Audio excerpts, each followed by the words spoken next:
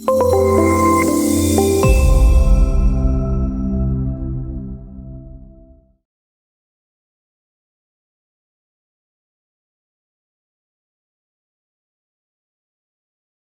everyone, this is Anand from Team Amoeboids, and in this quick video, we are going to look at the three benefits of keeping your release notes organized.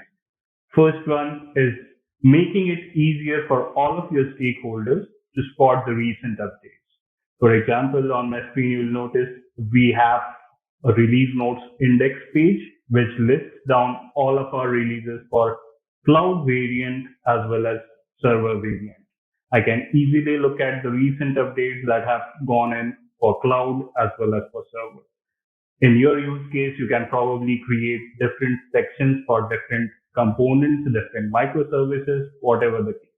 But from your stakeholders' point of view, what's important is the ability to look at the recent updates in no time.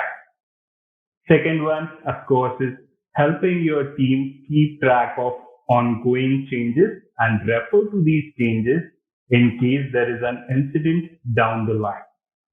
Right? For example, imagine your team had made a change in one of the components back in April, but somehow there was a minor bug that was introduced there.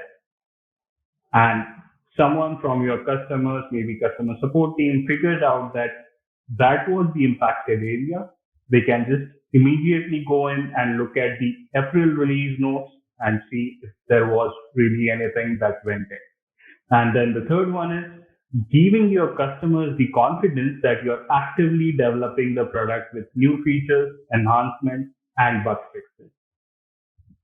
Imagine as a customer when you're looking at this index page, right? So you'll notice there are a bunch of releases in April, one in March, a few in Feb, a few in Jan.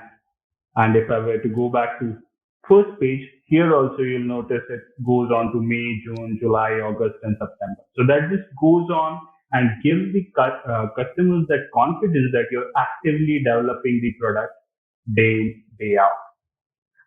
And if you're wondering where we are doing this right now, so this is a Confluence page that we are utilizing for maintaining our release notes index page.